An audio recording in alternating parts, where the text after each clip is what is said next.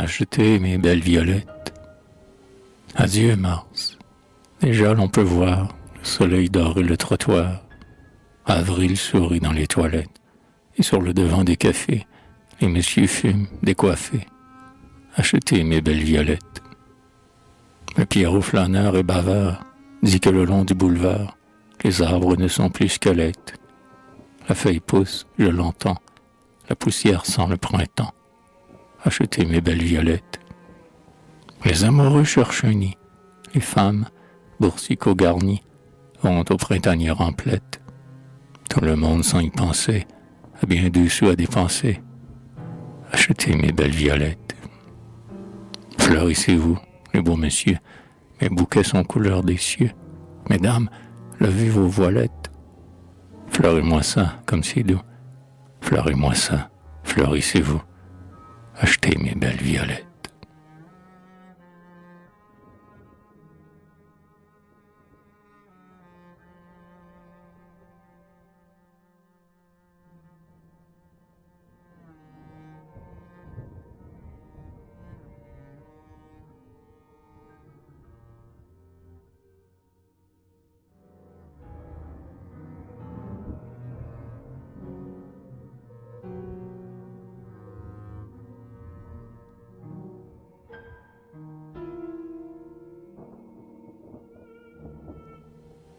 Du mourant pour les petits oiseaux. Grand-mère, fillette et garçon, chantent tour à tour la chanson. Tous trois s'en vont, levant la tête. La vieille à la jaune binette, les enfants au rose museau. Que la voix soit rude ou jolie, l'air est plein de mélancolie. Du mourant pour les petits oiseaux. Le mouron vert est ramassé, dans la haie, dans le fossé. Au bout de cette tige qui bouge, la fleur bonne est blanche et non rouge. Il sent la verdure et les eaux. Il sent les champs et l'azur libre, où l'alouette vole et vibre. Du mourant pour les petits oiseaux. C'est ce matin avant le jour que la vieille a fait son grand tour. Elle a marché 2 ou 3 lieues, hors du faubourg, dans les banlieues, jusqu'à Clamart ou jusqu'à Sceaux. Elle est bien lasse sous sa hotte, et l'on ne vend qu'un sou la botte. Du mourant pour les petits oiseaux. Les petits, trouvant le temps long, traînent en allant leurs talons. La sœur fait la grimace au frère qui, sans la voir pour se distraire, trempe ses pieds dans les ruisseaux. Tandis qu'au 5e peut-être, on demande par la fenêtre du mourant pour les petits oiseaux. Mais la grand-mère a vu cela. 1 sou par-ci, 2 sous par-là. C'est elle encore, la pauvre vieille, qui le mieux des 3 dans l'oreille, et dont les jambes en fuseau, quand à monter quelqu'un l'invite, ça va porter le plus vite. Du mourant pour les petits oiseaux. 1 sou par-là, 2 sous par-ci, la bonne femme dit merci. C'est avec les gros sous de cuivre que l'on achète de quoi vivre, et qu'elle, la peau sur les os, peut donner à l'heure où l'on dîne, à son bambin, à sa bambine. Du mourant pour les petits oiseaux.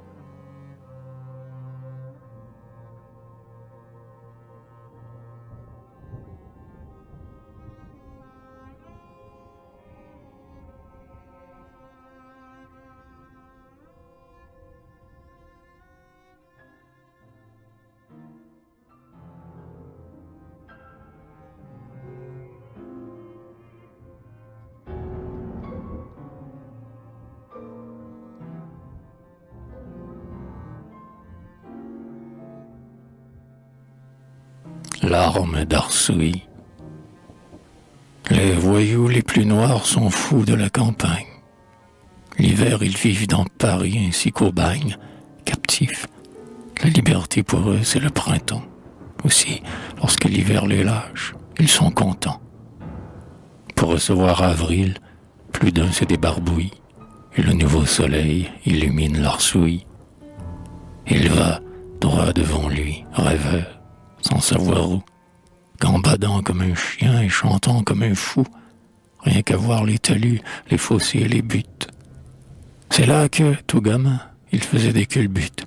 C'est là, les soirs d'été, qu'il se gavait le flanc. C'est là qu'il enleva son premier cerf-volant. C'est là qu'il vint un jour avec Jeanne, la sienne, du temps qu'elle portait un tablier d'indienne. C'est là qu'en rougissant ils s'assirent, très lasses, que leur amour frais fleurit comme un lilas. Or l'on a beau, depuis, avoir oublié Jeanne, vivre comme un cochon, s'abrutir comme un âne, après tout on n'est pas un sans cœur, n'est-ce pas? Et le méchant vaurien retrouve à chaque pas un nid de souvenirs qui chante dans son âme. Oh, la bonne chanson qui regrette et réclame. Ainsi le rossignol n'a qu'à parler, sa voix fait taire autour de lui tous les oiseaux des bois. Ainsi le doux passé plein de mélancolie fait taire le présent de l'arsouille. Il oublie, la noire glu du vie sous son cœur est collée, les réveils lourds des soirs où l'on a rigolé dans la crépule grasse et sale des barrières pour aller s'échouer ivrement aux carrières. Les jours entiers passés à ne rien faire et se ensanglantés parmi des coups de poing poisseux, les pierreuses dont on va piquer l'assiette en trempant une soupe au fond de leur cuvette, et ce tas de maris immondes, vases à flot, dans laquelle on s'endort comme un poisson dans l'eau. Arrière, cet égout, loin d'ici, mauvais rêve. Le pauvre diable vit cette minute brève, où le bonheur passé qui vous remonte au cœur, aux grises d'une amère et suave liqueur, et sans honte de sa faiblesse, sans scrupule, sans penser qu'on pourrait le trouver ridicule, il pleure doucement, l'arsouille. Et dans ses yeux, ses pleurs inattendus sont plus délicieux que si dans une fleur du soleil embrasée, un oiseau déposait des gouttes de rosée.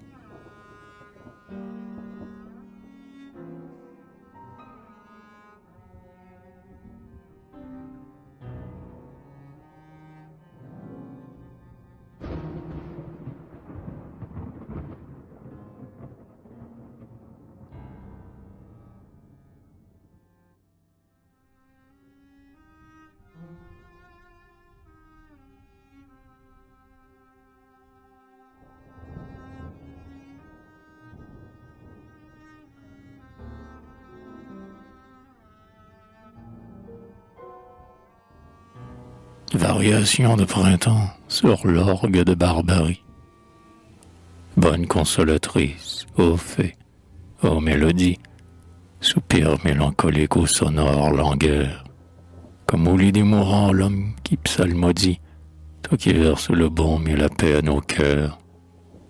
Tu sais tout embrasser dans tes formes si vagues, et merveilleusement revêtir de tes sons, à la fois ondoyants et forts comme les vagues, nos secrets les plus chers que seuls nous connaissons.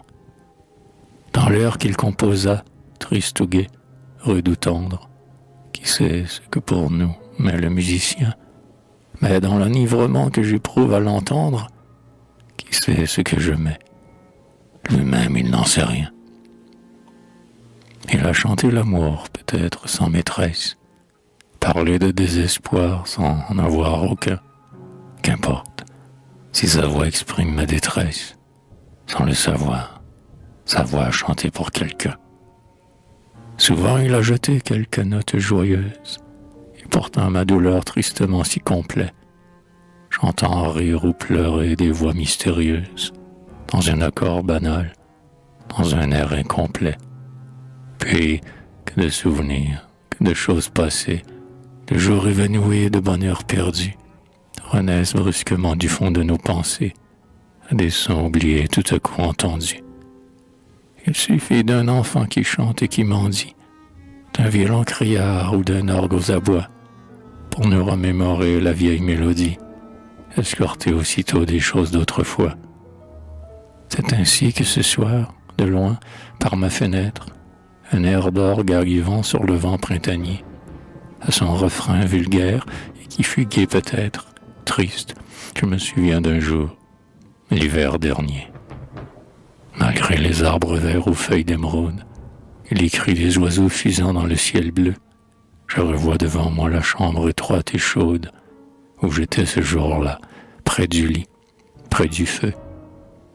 Ce jour-là, je pleurais, comme un enfant pleure comme on pleure à 20 ans d'une douleur d'amour. J'écoutais lentement couler, heure par heure, au bruit de mes sanglots, la longueur de ce jour. Tout à coup, abîmé dans ma pensée amère, j'entendis un chant doux au dehors murmurer. Ô douleur, comme nous qui souffrons, éphémères, s'enfuit assez, hélas, pour cesser de pleurer. Le cœur gros m'a calmé, je dus quitter ma place pour aller entr'ouvrir les rideaux. Il neigeait. Sous la porte en chair, humide et noire en face, était un pauvre vieux que la bise assiégeait. Ses doigts tout grelottants, raidis par la froidure, qui flageolait ce corps de ses coups sans répit, tournaient d'un orgue faux la manivelle dure, et le sang m'arrivait par la neige assoupie. Je jetai dans la rue une aumône au vieil homme, qui s'en alla, mettant son orgue sur son dos, puis, sans savoir quel air il jouait, quelle somme j'avais pu lui jeter, je fermai les rideaux. Qu'il était loin de moi, ce pauvre frère, ma maîtresse, ne m'ayant fait souffrir que pour m'en aimer mieux. J'avais tout oublié, l'air, le jour, ma détresse, orage passager dans l'azur de mes cieux. Et voilà qu'aujourd'hui, soudain, je me rappelle, en entendant cet air, que je l'avais en moi. Tu reviens me trouver, ancienne ritournelle, et tout le passé mort ressuscite avec toi. Oh, chante, chante encore par ma fenêtre ouverte, au vieil orgue banal, et crieur et pointu. Chante, dans le ciel bleu, dans la ramure verte, je n'entends que toi seul, et je t'aime, vois-tu.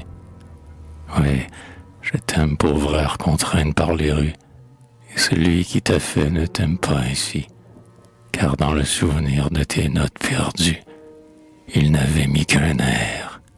J'y mets mon cœur aussi.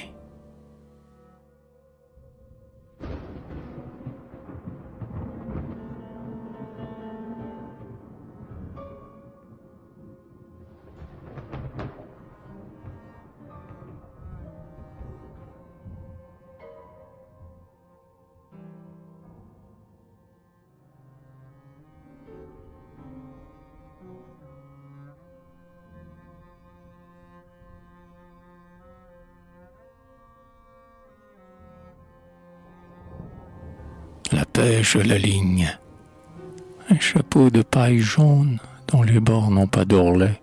Au bout de sa pointe en cône, une plume de poulet. Un chapeau de paille encore, un troisième, un autre. Ainsi, le rivage se décore du point du jour à Bercy. Sous ces éteignoirs sans nombre, rien ne bouge. On ne peut voir que les palans de leur ombre qui s'allongent avec le soir.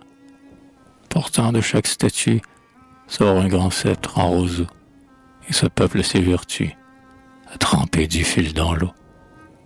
Tout le long de la journée, au destin, tu leur promets la douce proie ajournée qu'ils n'attraperont jamais. Et pas un ne s'en indigne, pas un ne songe à partir, car le pêcheur à la ligne vit et meurt vierge et martyr.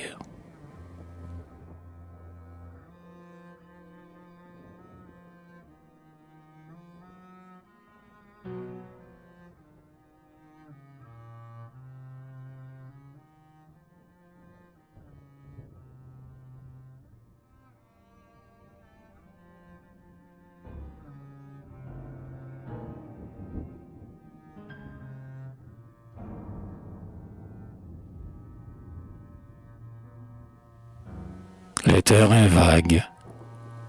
Quand juillet a roussi l'herbe des terrains vagues, ils ont l'air de grands lacs de rouille, dont les vagues portent pour immobile l'écume des gravats.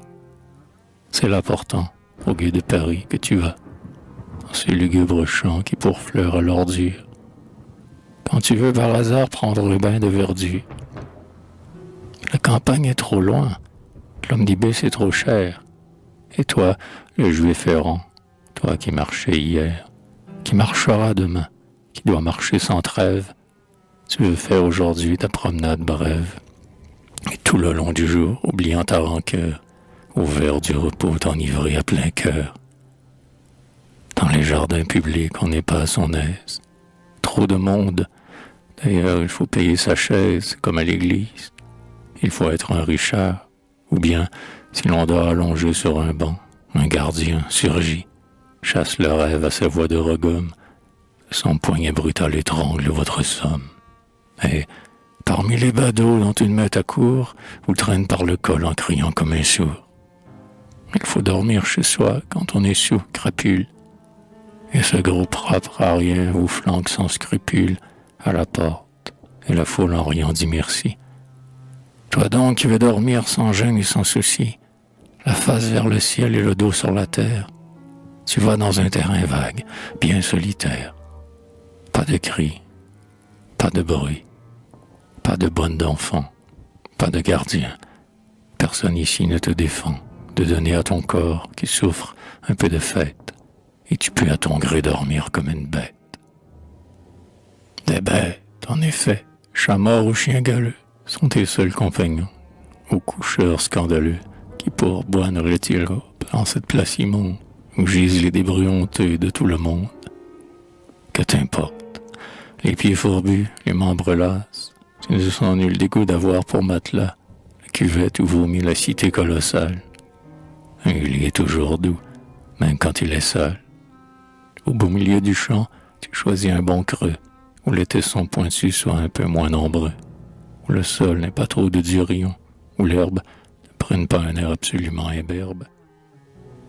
Tu t'estimes vénard, fadé d'un chouette écho, c'est quelques pissenlits, quelques coquelicots, avec son pompon jaune ou bien sa rouge crête, fait un mouchetis d'ombre au-dessus de ta tête. Dans ces trous, lentement comme dans un hamac, tu te couches, les bras croisés sur l'estomac, les jambes en compas, la figure couverte de ta casquette, et là, barbe au vent, bouche ouverte. Dans ce coin de nature où tu te sens chez toi, tu goûtes le bonheur de n'avoir point de toi.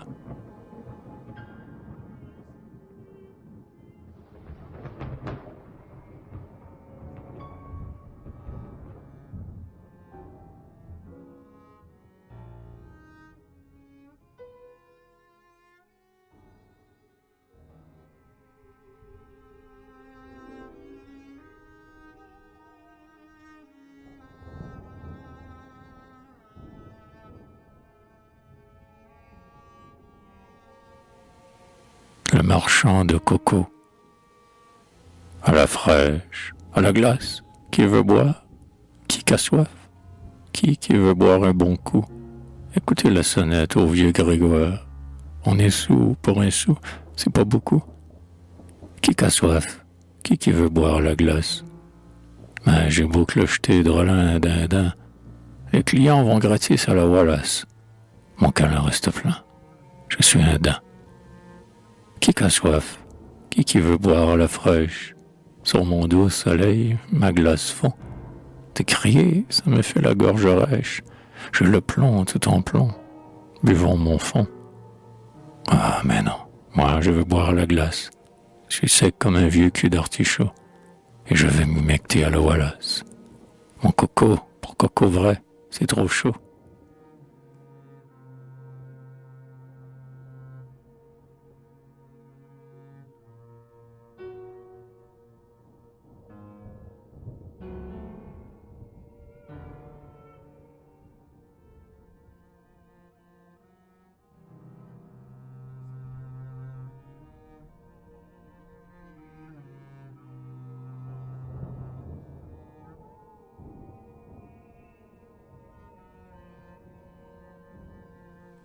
Pleine eau. Ou les bains à 4 sous, voyez-vous, c'est bon pour les gens riches. Moi, qui n'ai pas le moyen, nom d'un chien. Quand je vais tremper mes guiches, gratis prodéo, sans bateau, je m'en vais faire un plein eau. Les bains à 4 sous, voyez-vous, c'est plein que ça en débonde. Le goujon qu'on y toucherait, il crèverait. Il n'y a pas d'eau pour tout le monde. C'est pour ça que c'est cher. On a l'air d'y nager dans de la chair. Les bains que tu voyez-vous, chacun y laisse sa trace. C'est pas drôle, ma foi, quand on boit. gobez un bouillon de crasse. Ça vous met dans le cœur une odeur comme d'égout collecteur. Les bains à Katsu, voyez-vous, on n'y trouve pas de verdure. Moi, j'aime en plein air, comme un verre, édué par la nature. Lorsqu'entre deux eaux, je vois sur le dos, j'aime sentir les roseaux. Les bains à Katsu, voyez-vous, ont un fond de bois qui est traître. Moi qui prends mon bain chaque matin et qui m'y noirait peut-être, je veux pour mon sommeil le fond vermeil où qui miroite le soleil.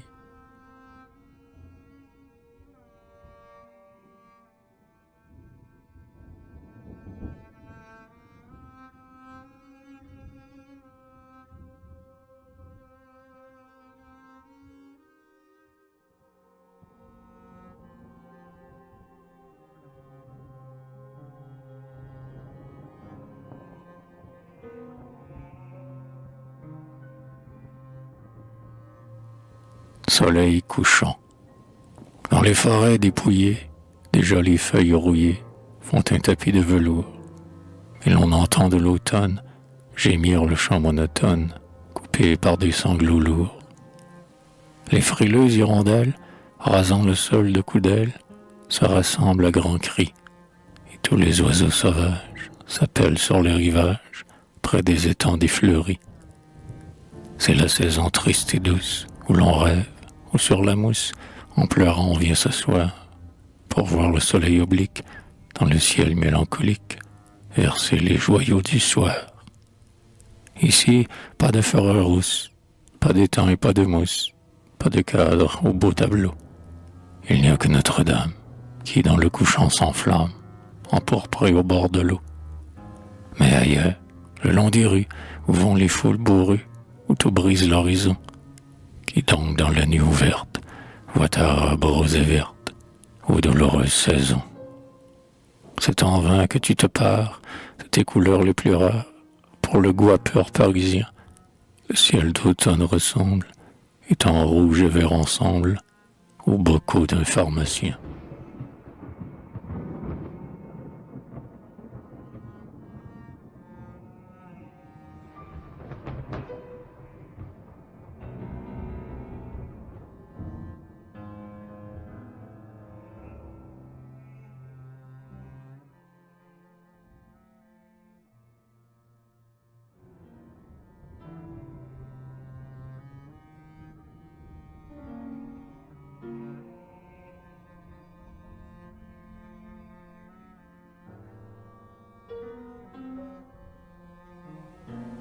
Un vieil habit, à coquelin cadet, qui a joué ce poème partout et ailleurs.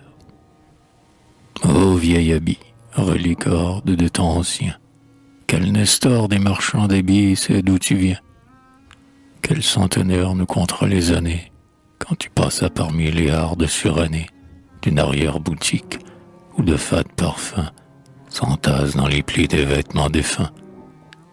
Et quel Homère enfin, dénombreur de batailles, dira les abdomens, les dos, les reins, les tailles, qui luttèrent avec ta laine, et les assauts que tu subis, depuis les baisers roux et chauds, du soleil qui mûrit le drap, jusqu'à l'averse, aiguisé en anguille insensible qui perce.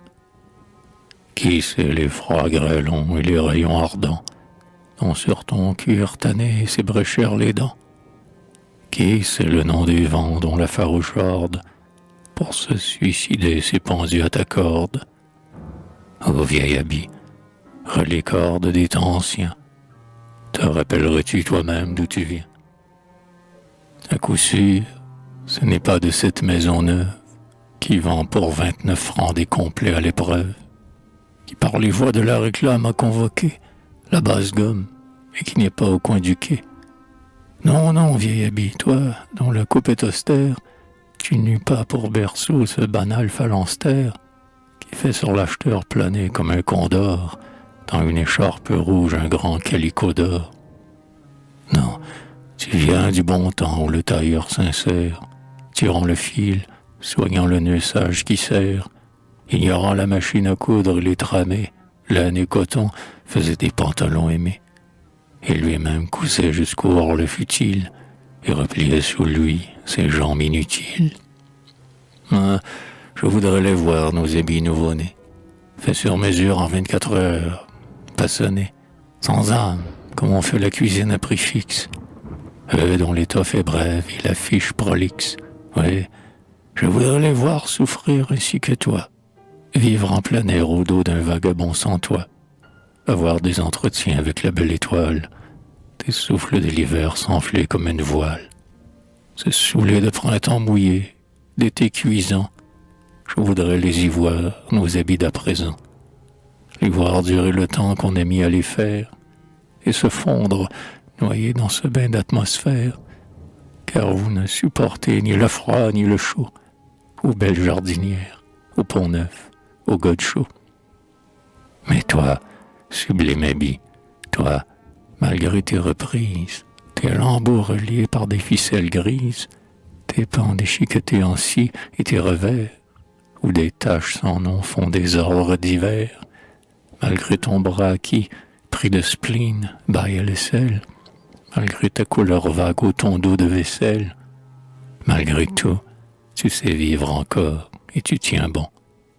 Aïeul de vêtements, tissu chauve et barbon, cueilli dans des Saharas, gelé dans des Islandes, vétéran, éternel bonheur des houppelondes, cambronne des habits en face du trépas, tu lui diras « Je meurs, mais je ne me rends pas. » Et je t'ai salué, triste mais toujours digne, sur le dos incliné d'un pêcheur à la ligne.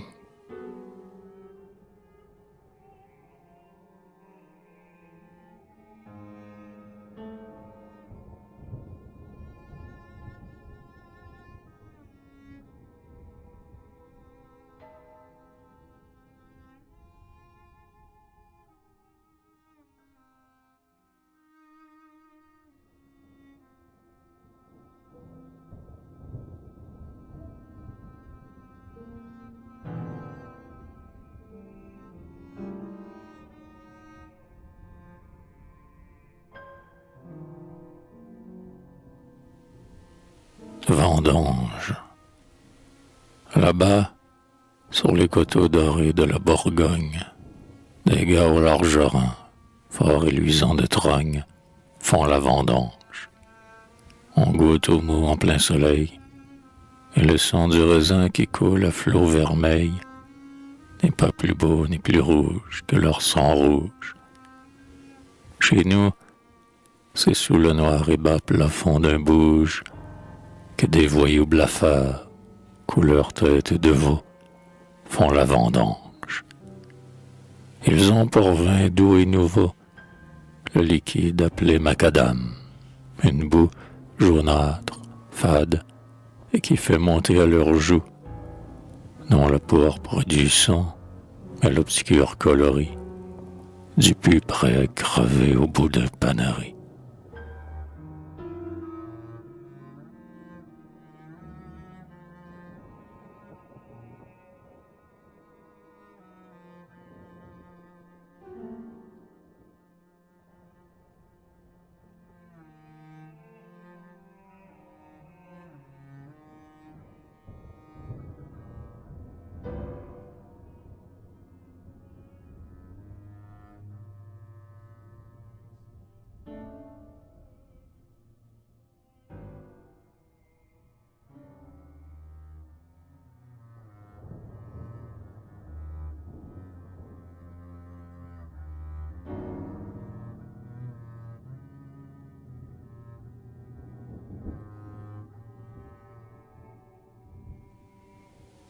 Variation d'automne sur l'orgue de barbarie. La voix lamentable et meurtrie des vieux orgues de barbarie qui tour à tour chatouillent mort semble la voix triste et falote d'un fou qui ricane et sanglote sur son lit de mort, d'un fou qui râle et qui plaisante et qui, sans voir la mort présente, pense à ses amours de jadis, et de plainte ou de blasphème interrompt les adieux suprêmes, Dieu de Plafondis. De la lugubre mélopée, soudain la mesure est coupée, Est-ce un hoquet? Est-ce un soupir? Un cri s'enfle et brusquement crève comme un flot, hurlant vers la grève. S'il y a un soupir, lentement la voix recommence et dit d'une ancienne romance le long refrain chargé d'ennui. Obscure, tremblotante et douce, c'est comme une poule qui glousse dans le fond d'un puits. On se sent venir une larme, mais le mélancolique charme, douloureux et sentimental, à l'angle d'un couplet cocasse, violemment accroche et casse sa voix de cristal. Et la voix saute, saute, saute, toujours plus rapide et plus haute, par cris durs, pointus et stridents, qui vous font à leur chant farouche fermer les yeux, ouvrir la bouche et grincer des dents. Oh, quelle diabolique verve! Plus vite, plus haut, on s'énerve, on souffre, on bâille. Tout à coup, un rire de rage et de fièvre vient vous mordre au coin de la lèvre et vous tord le cou. Car la voix, jetant un sarcasme, étouffe dans un accès d'asthme ridicule et le son pâmé a l'air d'avaler des arêtes avec les étranglements bêtes d'un chat enrhumé. Mais le fou sait jouer son rôle et, s'apercevant qu'il est drôle, se met à pleurer, se plaint. Cette plainte d'abord est telle qu'une mouche qui bat de l'aile dans un nez trop plein. Peu à peu pourtant elle chante sur une note si touchante qu'elle éteint le rire moqueur et d'amère rancœur remplie, sa navrante mélancolie vous va droit au cœur. Oubliant ce qu'on vient d'entendre, on s'apitoie, on devient tendre pour le fou qui pleure toujours. Nos peines ont été les siennes, et nous songeons à nos anciennes et tristes amours. Notre voix, sa voix unie, chante la lente litanie du souvenir et du regret. Chanson lointaine, monotone, et qui ressemble au vent d'automne dans une forêt. Et quand le pauvre fou s'arrête et meurt en renversant sa tête dans un sanglot original, quand, tandis que la voix trépasse, le de profundis fait la base de l'accord final, quelque chose en nous se resserre, une larme douce et sincère de nos yeux pensifs à couler, et l'orgue en s'en allant nous laisse la délicieuse tristesse d'un rêve envolé.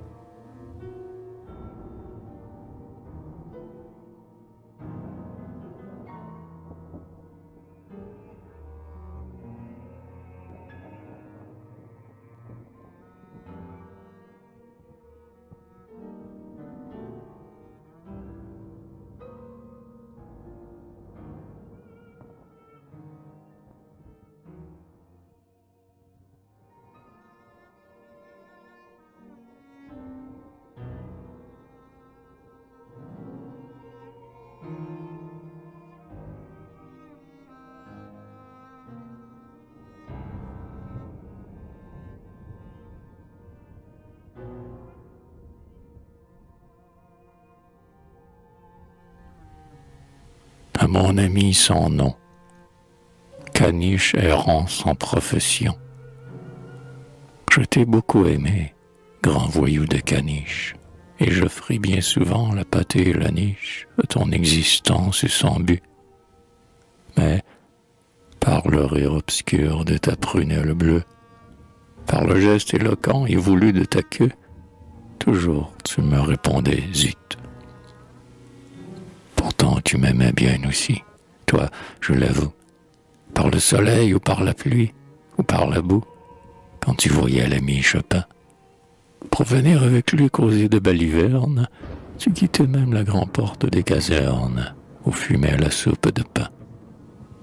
Et cela n'était pas, quoique Bouchard en dise, un calcul d'intérêt fait par ta gourmandise, car tu savais bien, pauvre vieux, que je ne possédais souvent pas une guigne, et qu'en quittant pour moi la soupe de la ligne, tu trouvais pis et non mieux. Mais qu'importe, c'était mon cœur et non ma bourse que tu cherchais, non pas la soupe, mais la source où se rafraîchit l'amitié. Les longs épanchements qu'on veut toujours entendre, souvenirs, vœux, regrets, consolations tendres. On souffre, on jouit de moitié. Moi, je fais un gros drame, et j'en suis tout en âge. Mon cher toutou, car mon principal personnage ne se dessine pas très bien. Moi, je suis plus joyeux qu'un poète lyrique. J'ai découvert un trou derrière une barrique, juste de quoi loger un chien. Et les amours, mon bon caniche, je suis triste, car la femme, vois-tu, n'aime pas bien l'artiste, trop plein de désirs superflus. À qui le dis-tu, va, la femelle nous triche. Si le poète souffre, hélas, pour le caniche, tout n'est pas de rose non plus. Ainsi, tiens, j'adorais une jeune épagneule, mais comme un fou, tu sais, j'en perdais nez et gueule. J'aurais mis pour elle un collier. Je me serais fait chien d'aveugle ou chien de garde. Eh bien, elle n'a pas voulu de moi, regarde, par peur de se mésallier. Quelquefois j'ai manqué, pour l'attendre, la soupe, mais je n'y pensais guère, et je suivais la troupe de ces soupirants, l'œil en feu. Or, un jour que pour elle à tous je tenais tête, elle m'a planté là pour un lévrier bête qui portait un paletot bleu. Et tu me faisais part ainsi de tes détresses. Nous mêlions tous les deux les noms de nos maîtresses, vantant leur charme, leur baiser, et nous allions. La rue était pour nous fleurie de conversations chères, de flâneries. Nous passions le jour à causer. Où donc es-tu, mon doux ami, mon bon caniche? Pourquoi n'as-tu pas pris la pâtée et la niche que je t'offrais pour être mien? Franchement, nous étions si bien faits l'un pour l'autre. Quelle amitié jamais aura valu la nôtre? Où donc es-tu, mon pauvre chien? Où donc es-tu? Voilà plus d'un an que je traîne dans tout Paris, errant ainsi qu'une âme en peine, te cherchant sans t'apercevoir. Avec ta laine blanche et ta prunelle bleue, avec le télégraphe amusant de ta queue, corné un petit pompon noir. Où donc es-tu? Es-tu prisonnier à la tâche? A-t-on mis les ciseaux dans ta vierge moustache? Ah, vis-tu seulement? Ou bien habites-tu, mort, le pays des songes, où la femme et la chienne aimeront sans mensonge, le bon poète et le bon chien? Quel que soit ton destin, je garde ta mémoire. Et si mes vers un jour ont des lueurs de gloire, je veux que ton image y soit. Ainsi ces médaillons bordés de pierreries, qui font vivre à jamais les figures chéries des gens qu'on aimait comme soi.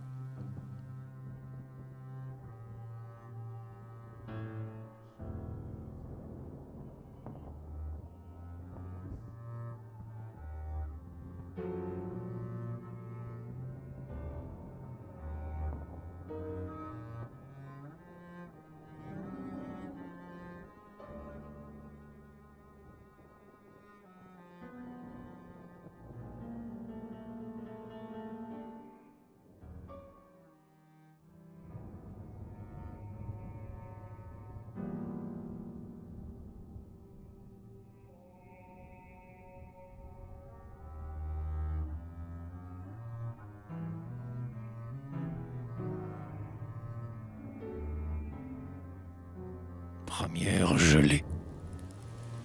Voici venir l'hiver, tueur des pauvres gens, ainsi qu'un dur baron précédé de sergent, qu'il fait, pour l'annoncer, courir le long des rues, la gelée aux doigts blancs et les bises bourrées. On entend haleter le souffle des gamins qui se sauvent, collant leurs lèvres à leurs mains, et tapent fortement du pied la terre sèche. Le chien, sans rien flairer, file ainsi qu'une flèche. Les messieurs en chapeau, raides et boutonnés, font le dos rond et dans leur col plongent leur nez. Les femmes, comme des coureurs dans la carrière, ont la gorge en avant, les coudes en arrière, les reins cambrés. Leur pas, d'un mouvement coquin, fait onduler sur leur croupe leur troussequin. Ah, comme c'est joli la première gelée. La vitre, par le froid du dehors flagellé, étincelle, au-dedans des cristaux délicats, une papillote sous la nacre des micas, dont le dessin fleurit en volutes d'acanthe. Les arbres sont vêtus d'une faille craquante. Le ciel a la pâleur fine des vieux argents. Voici venir l'hiver, tueur des pauvres gens. Voici venir l'hiver dans son manteau de glace. Place au roi qui s'avance en grondant.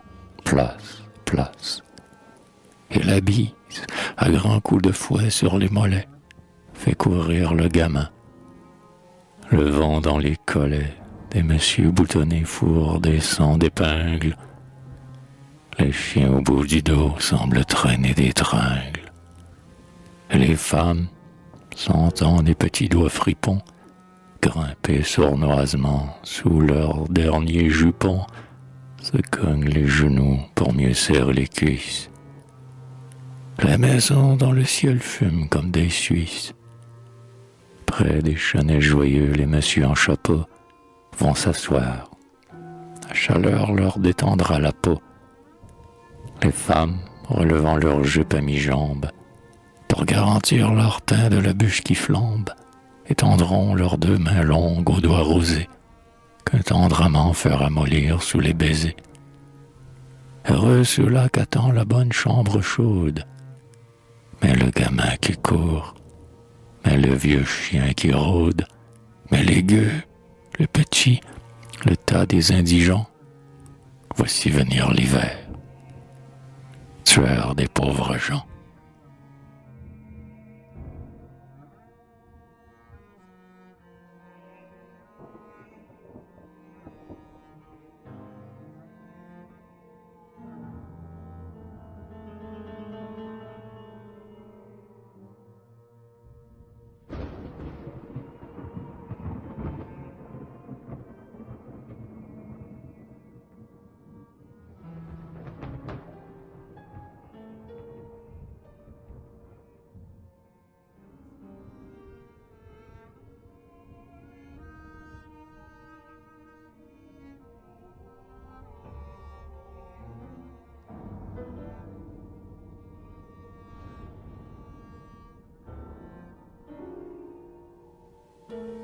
Jour des morts.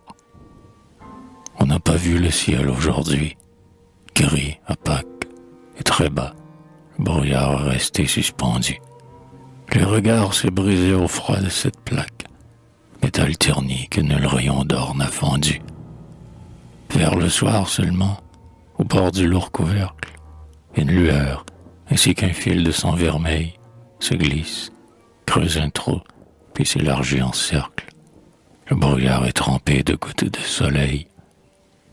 Il s'effrange, il se fond en chauds reflets d'opale, et l'on voit vers le sol languissamment neigé des flocons de vapeur, ouates de pourpre pâle, qui volent en tourbillons lumineux et légers. De petits mendiants, blottis sous une porte, ouvrent leurs grands yeux bleus vaguement éblouis, songeant au cimetière où j'ai leur mère morte. Du beau tapis qu'ils tombent, ils sont tout réjouis, car ces flottants flocons de pourpre sont les roses, qui parfument du ciel les printemps toujours verts, et que le bon soleil jette en ces soirs moroses, sur la terre endormie au tombeau des hivers.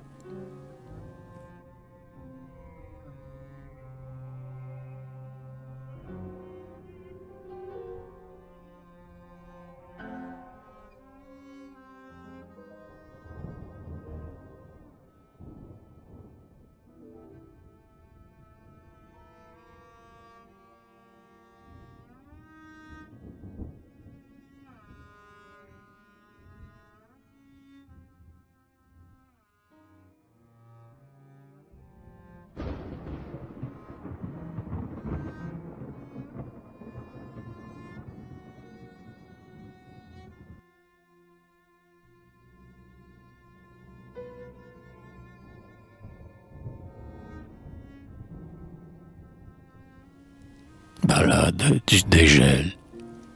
C'est le dégel aux pieds mouillés. Dans le ciel, dont la toile est crue à des tons jaunâtres rouillés. On ne voit plus, là c'est recru, filer en triangle la grue, vers les lieux où l'oranger croît. La bouillie immonde est apparue, mais les pauvres n'ont plus si froid. À travers bottines, souliers, chaussettes et bas, l'eau se rue, avec des sanglots gargouillés, les toits dégoûtent dans la rue. Leurs larmes salissantes et drues sur le nez vous tombent tout droit, comme une roupie incongrue. Mais les pauvres n'ont plus si froid. Les gens les mieux mis sont souillés par la crotte, et la malautrue donne une allure de roulier, même à l'opulence ventrue. Jusqu'à la femme qu'on a crue sans tache, et qui dans même endroit se met de la boue en verrue. Mais les pauvres n'ont plus si froid. Prince, grâce à la fange accrue, malgré votre pied très étroit, vous avez l'air coq si gru. Mais les pauvres n'ont plus si froid.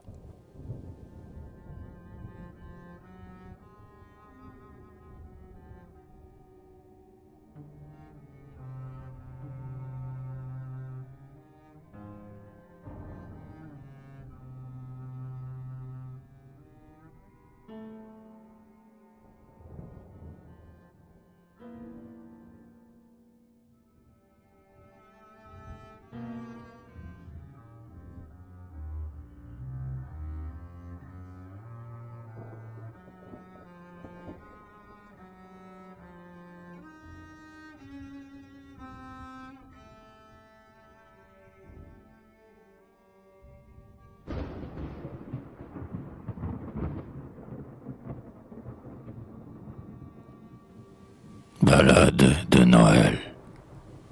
Tant crie l'on Noël qu'il vient. François Villon. C'est vrai qu'il vient et qu'on le crie, mais non sur un clair olifant, quand on a la gorge meurtrie par l'hiver à l'ongle griffant. Las, avec un râle étouffant, il est salué chaque année chez ceux qu'il glace en arrivant, ceux qui n'ont pas de cheminée. Il paraît, la mine fleurie, plus joyeux qu'un soleil levant, apportant fête et gâterie, bonbons, joujoux, cadeaux devant, le bébé riche et triomphant. Mais quelle âpre et triste journée pour les pauvres repus devant, ceux qui n'ont pas de cheminée. Heureux le cher enfant qui prie pour son soulier au nez bouffant, afin que Jésus lui sourie. Au gueux, le sort le leur défend. Leurs souliers durs, crevés souvent, dans quelle cendre satinée le mettrait-il en y rêvant, ceux qui n'ont pas de cheminée. Prince, ayez pitié de l'enfant, dont la face est parcheminée. Faites Noël en réchauffant, ceux qui n'ont pas de cheminée.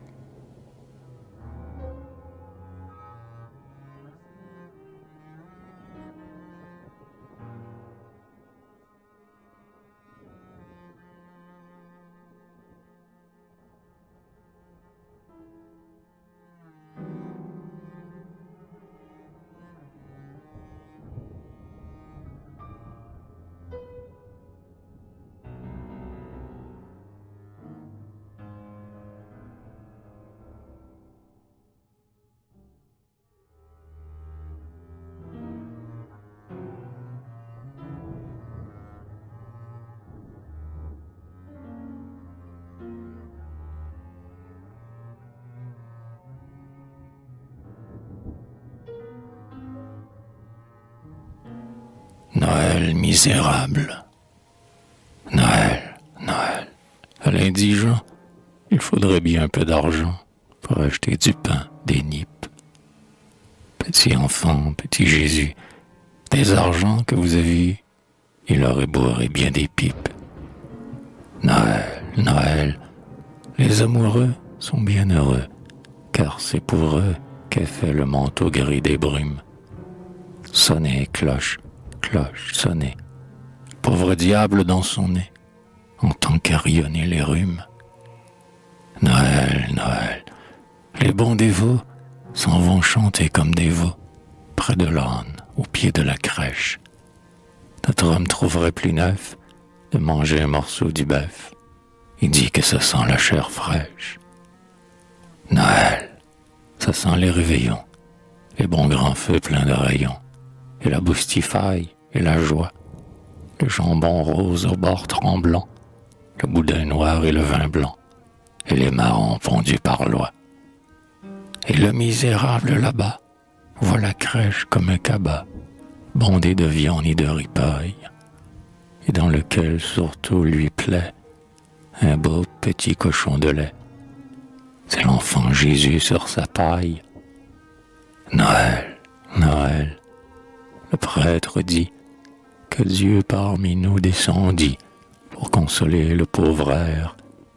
Celui-ci voudrait bien un peu boire à la santé du bon Dieu, mais Dieu n'a rien mis dans son verre. Noël, on ferme. Allons, va-t'en. Heureux encore si Satan, qui chez nous ces jours-là s'égare, te fait trouver dans le ruisseau quelques eaux reste un bon morceau et quelques moitiés de cigare. Noël, Noël, les malheureux n'ont rien pour eux qu'un ventre creux qui est tout bagrogne comme un fauve, si bien que le bourgeois, voyant leur œil dans l'ombre flamboyant, au lieu de leur donner, se sauve.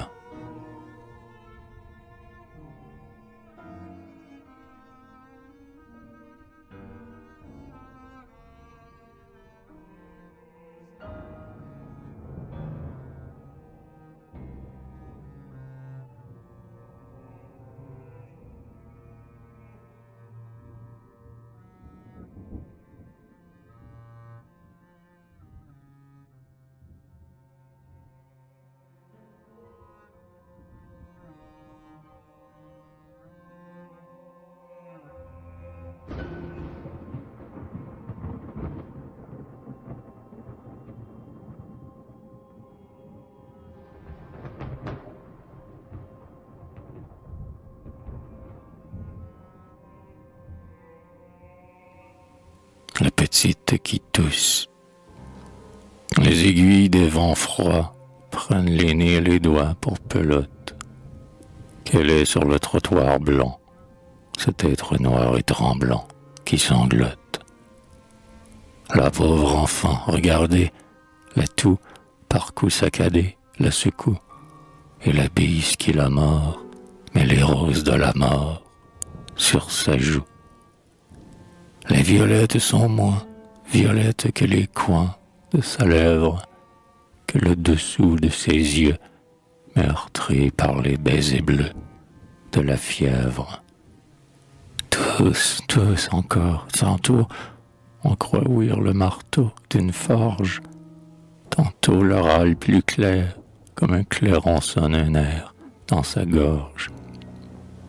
Tous, tous, tous, encore, oh, le rauque du raccord qui ricane, ce clairon large et profond sonne pour ceux qui s'en vont, la Diane. Tous, c'est le cri perçant du noyer lourd qui descend sous l'écume. Tous, c'est lointain, lointain, ainsi qu'un glas qui s'éteint dans la brume. Tous, tous, un dernier coup, elle laisse sur son cou choir sa tête, telle sous la bise un flambeau, et pour la paix du tombeau, elle est prête. Elle épousera ce soir, sans bouquet, sans encensoir, sans musique, plutôt qu'on aurait pensé l'hiver, ce vieux fiancé d'Eftizik.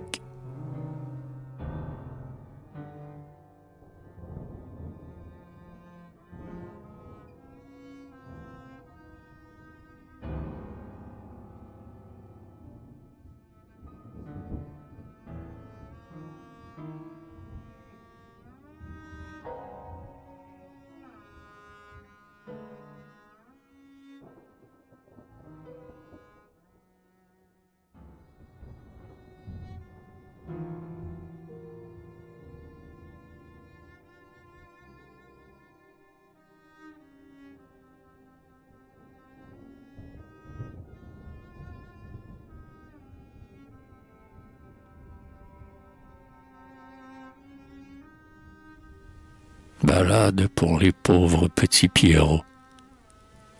La neige tient décidément. À peine le soleil s'allume, vers midi, dans le firmament, couleur de suie et de bitume. On fait bien du feu, mais ça fume. Les glaçons brouillent les carreaux. Quel temps, ce froid dans cette brume, pour les pauvres petits Pierrots.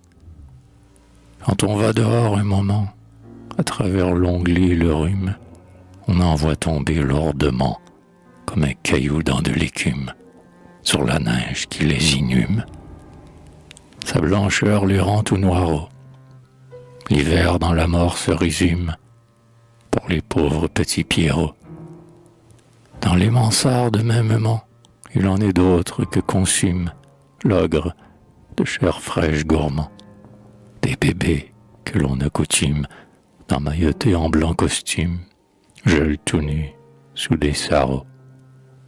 Leurs mères sont dans l'amertume, pour les pauvres petits Pierrots. Prince, tu te sers, je présume, d'édredons. Fais-y des accros et tire-en un peu de plume, pour les pauvres petits Pierrots.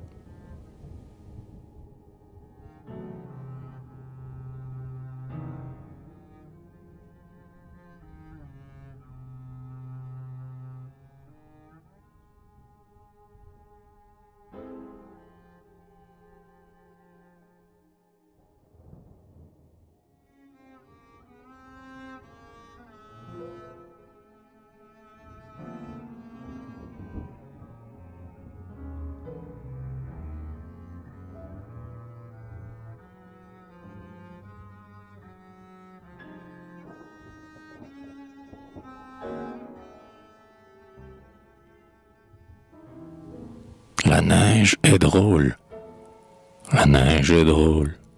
Vlan, un bouchon blanc vous entre dans l'œil. En même temps, sur votre nez carmin, s'aplatit un flocon large comme une main. Quelle gifle, l'hiver tout entier s'y concentre. Paf, l'un est sur le dos, pouf, l'autre est sur le ventre. Carambolage, bon, passant inhumain, tout près d'en faire autant, c'est cela. Et le gamin vous blague en criant, pile ou face pour le pantre. On se fâcherait bien, mais quoi, soi-même on rit, car tout est si bouffon. La neige a de l'esprit et rend cocasse les objets qu'elle déforme.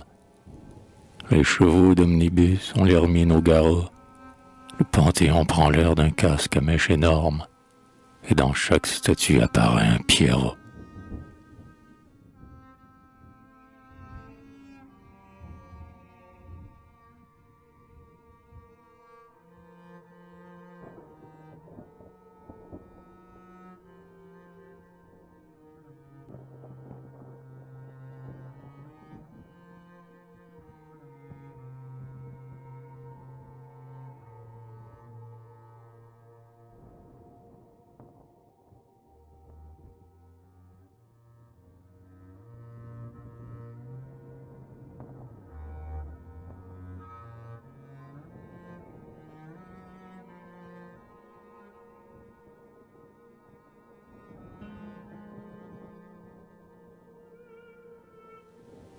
La neige est triste. La neige est triste. Sous la cruelle avalanche, les gueux, les va-nu-pieds s'en vont tout grelottant. Oh, le sinistre temps, oh, l'implacable temps, pour qui n'a point de feu ni de pain sur la planche. Les carreaux sont cassés, la porte se déclenche, la neige par des trous entre avec les hauts temps. Des enfants mal langés dans de pauvres tartans voient au bout d'un sein bleu gelé la goutte blanche. Et par ce temps de mort, le père est au travail, dehors. Le givre perle au poil de son poitrail. Ses poumons boivent l'air glacé qui les poignarde. Il sent son corps raidir, il râle, il tombe, lasse, cependant que le ciel ironique lui carde, comme pour l'inviter au somme, un matelas.